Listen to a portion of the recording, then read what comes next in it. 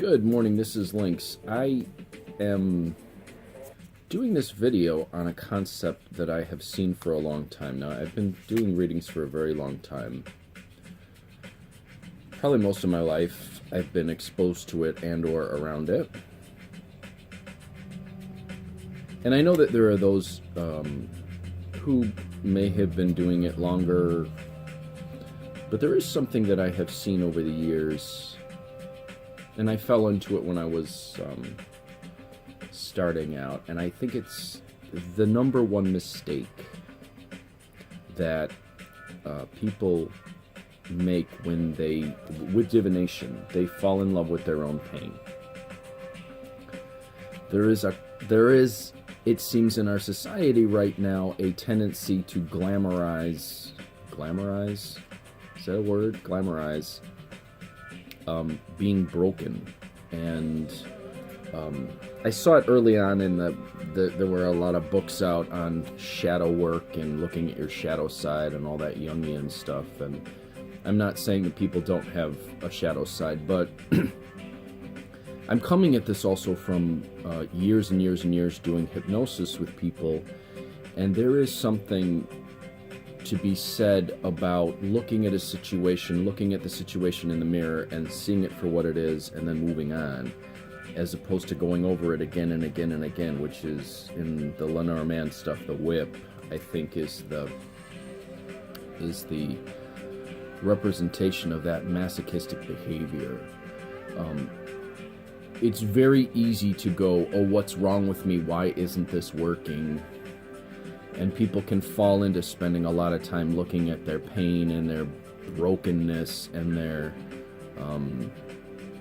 their challenges and their past, and looking at how that affects them now. And there's a lot of people who design spreads about looking at your past and healing. And from a hypnosis perspective and from a neurology perspective, the more time you spend going over something in your past, the more you're likely to reinforce those connections in your neurons and dendrites. There are patterns that you've created in your life in your neuron dendrite connections, and the more you go over them, the more you sort of reinforce them. It's like a path in the woods. The more you walk on that path, the more you deepen it. Now, I realize that there's people who get stuck on things, and if that weren't the case, I wouldn't be a hypnotist. But I think that to write journals about it, and everyone needs to do it in their own way, because even early on, I was a writer. I went to writing school. I spent a lot of time journaling about stuff that had happened, and I understand there is some sort of therapeutic value in it to a point. There comes a point when you step over that bound and you become like Narcissus. You fall in love with the mirror reflection of what you see in there. And 9 times out of 10, when you're going over it again and again and again, you're not getting an accurate picture of your strengths. You're just seeing the negative stuff.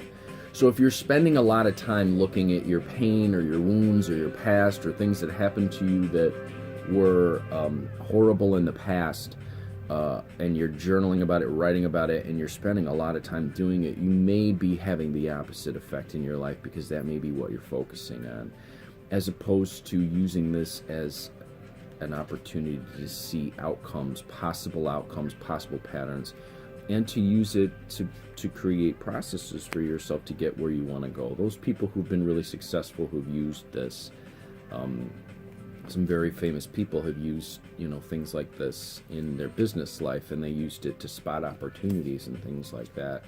And in your love life and things, you can spot an opportunity, and you can spot something before it goes down a path that you don't want it to go. That's the best way to use it.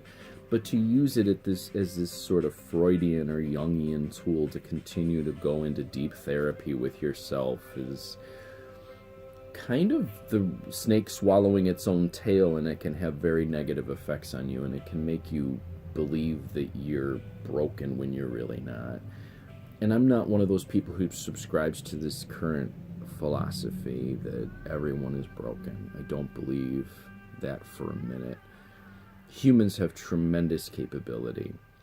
So if you find yourself spending so much time in analysis with the tarot cards, Maybe it's time to go for a walk. Maybe it's time to take a Tai Chi class. Maybe it's time to see how your energy interacts with the world around you. Maybe it's time to do something for the bigger world. There's a whole lot in the world out there that needs to be changed right now in terms of nature and what's going on in our air, our food, our planet. This is our home.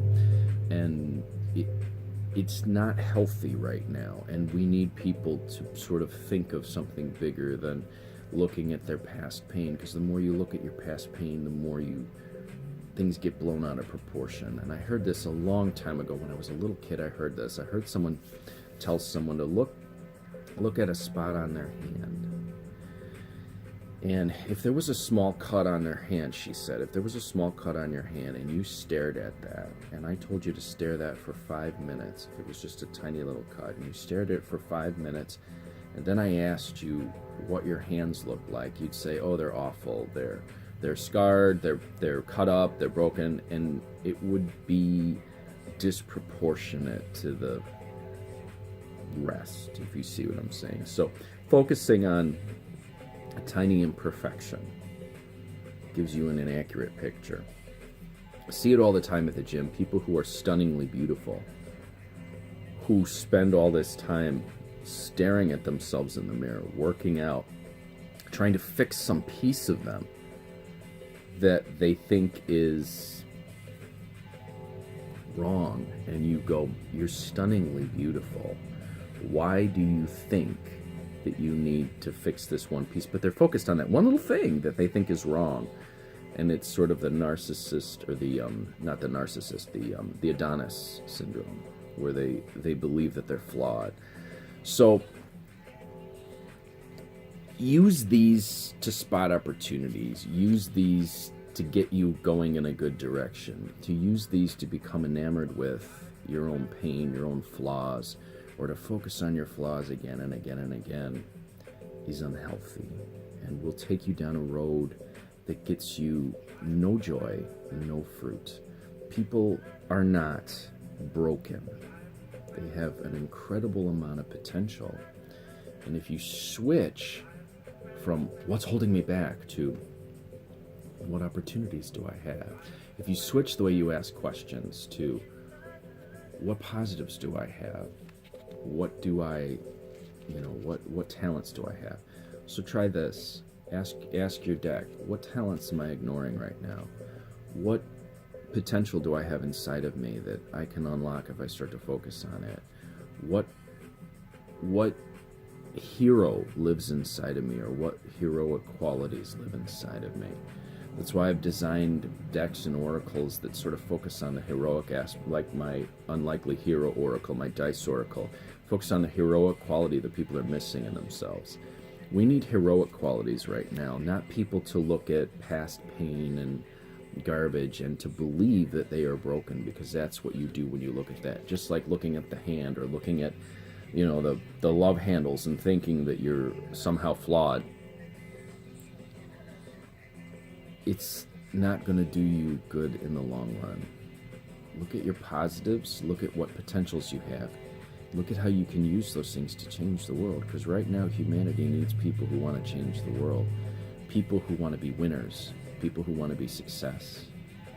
People who want to be heroes.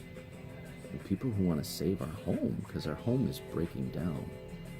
And humanity is at a very, very difficult time right now. And the Tibetans predicted this thousands of years ago. We need people to look at the best in themselves and cultivate that best, and not let past mistakes, hiccups, or events, horrible as they may have been, become their entire reality. I'm Lucky Links. I hope this helps. As always, wishing you success and good fortune in all that you do.